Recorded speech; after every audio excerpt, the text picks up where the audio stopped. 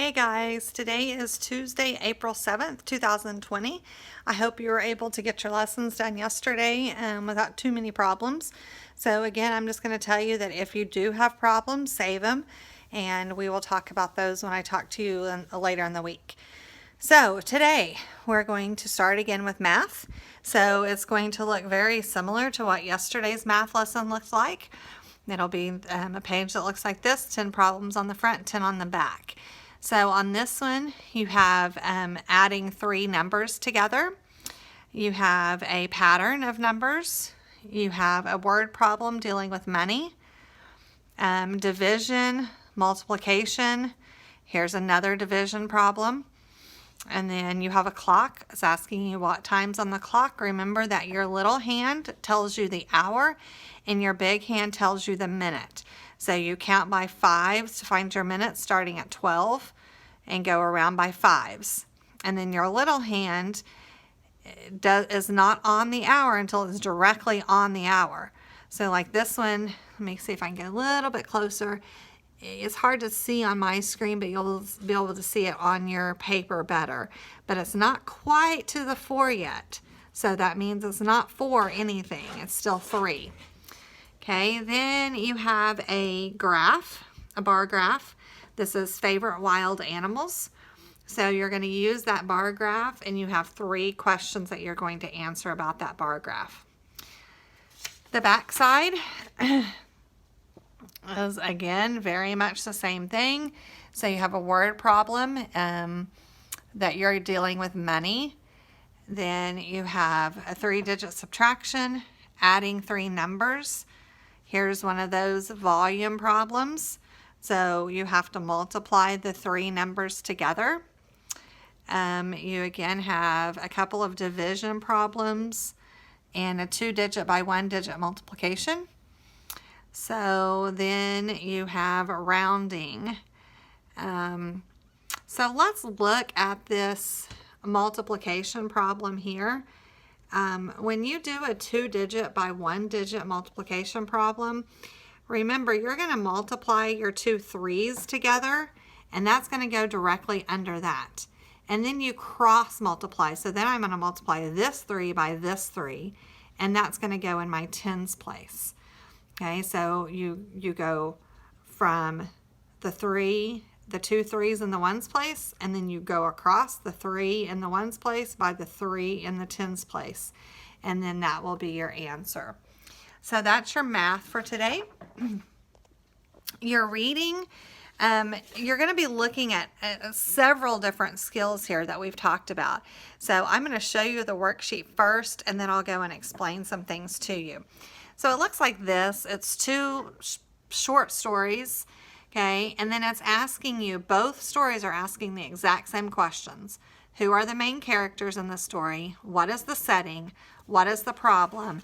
And how do you think the story will end? So let me go to a different screen here, and we're going to talk about a few things on that. So let's look here, first of all, at characters and setting. Something we've talked about several times this year. So characters are the people or animals in the story. So who is the story about? Okay, and then the setting is when and where the story takes place.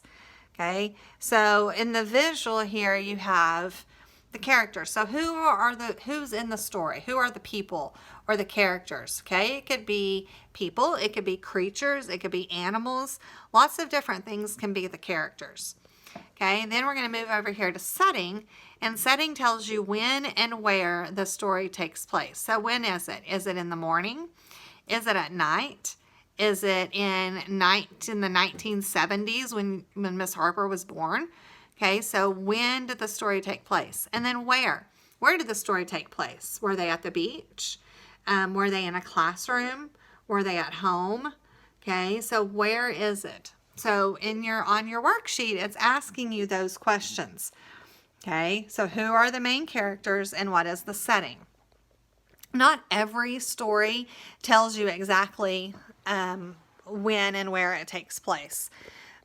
So don't think that every single time it's going to say that this story took place in the summer on the beach, because not all of them will. The next question is a problem. So most stories follow a pattern. So the beginning of the story, it will tell you who the characters are and when and where the story takes place. And then it's going to present some kind of problem. Okay, there's some kind of problem in the story. The middle of the story is all of how the characters are trying to solve that problem. Okay, and then the end of the story usually tells you the solution to the problem. How was their problem solved? Okay, so that's asking you here, what is the problem? So what is their problem in the story? Then the last question asks you, how do you think the story will end? So this is a prediction. Okay, when you make a prediction, you take what you know, what have you experienced in your life, and what the story tells you to decide what you think is going to happen next. Okay, there's really no right or wrong on a prediction as long as it makes sense. Okay, so if our story was about the summertime and they're at the beach and that's whatever their problem is, and then you say the solution to the problem was they put on their coat and hat and went outside and built a snowman. That would not be a good prediction because that makes no sense. Okay, so as long as your prediction goes with the story, then there's really no right or wrong because it's really what you think. Okay, and then oftentimes you can then go back and reread and see if your prediction was correct or not. Okay, so that is your reading worksheet for today. Language. Language, you're going to be talking about nouns and pronouns. So I will get that pulled up for you. So your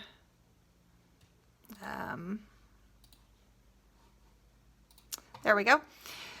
Okay, so the first section is talking about common and proper nouns. And then the second is talking about singular and plural nouns.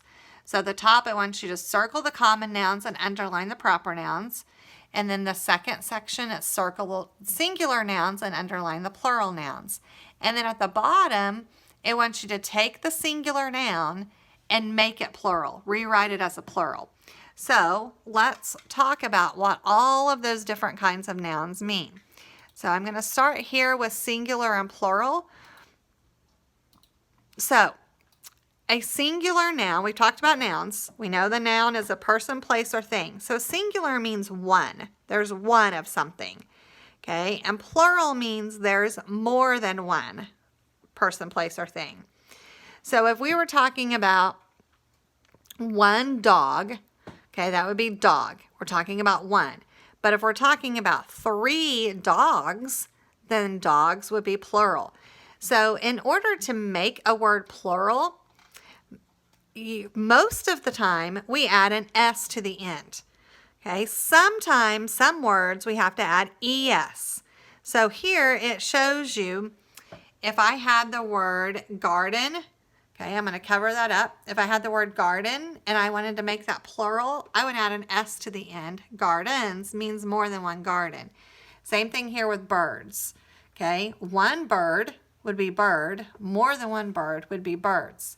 Now, if our word, our base word, ends with S, SH, CH, or X, I have to add ES to the end to make it plural.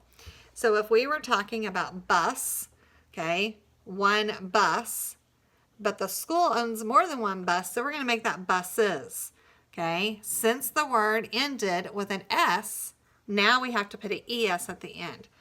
Same thing here, dish. Okay, if we're talking about one, it's dish, but if we want to mean more than one, we have a lot of dishes in our cabinet, then because that word ends with our SH, then we have to add ES to the end. So that's the difference between plural and singular. So now let's talk about the difference between common and proper. So common is any person, place, or thing. And proper names a special person, place, or thing. And it always begins with a capital letter. So if I was thinking about a common noun, I, Mrs. Harper, am a woman. So woman would be a common noun. It could mean, a woman could mean me, or it could mean Miss Lent, or it could mean Mrs. O, because we're all women. So if it was a common noun, it would be woman. But if I'm talking about a specific or a special woman, Miss Harper, then that becomes a proper noun. So here are some examples. The boy lives in a city. Boy and city could talk about any boy in any city. But if we change that to Juan, that's the boy's name, he lives in Miami, okay? So now we have a boy's name and a city's name. That then becomes proper. So here at the bottom is a couple of examples of common and proper. Okay, girl, that could be any girl, but we're not talking about any girl. We're talking about Ellen. So that's a proper noun. Street, that could be any street. But in this case, proper would be Main Street. Okay, notice too that your common nouns all start with lowercase letters unless they begin the sentence. Okay, proper nouns all start with a capital letter. So that's the difference between common and proper. Okay, your last, your backside of your language worksheet talks about pronouns. And pronouns are words that take the place of a noun. Okay, so if I said Mrs. Harper went to the store, okay, I could replace Mrs. Harper with the pronoun she, because I am a girl, so I could replace Mrs. Harper with she. Okay, or if I was talking about Carson played with Legos, so I could replace Carson with he because he's a boy. So he, she, it, they, we, those are all pronouns. They take the place of a noun. So I will show you the back side and what that worksheet looks like. So it's wanting you to circle all the pronouns. Now I will tell you some of these have more than one pronoun in them. So be careful and make sure you get all of the pronouns. The bottom part is wanting just exactly what I just explained. To give an example. So we're going to replace Rick and I with a pronoun. So that would be just like the examples I just did with you. So change this, Rick and I, to a pronoun.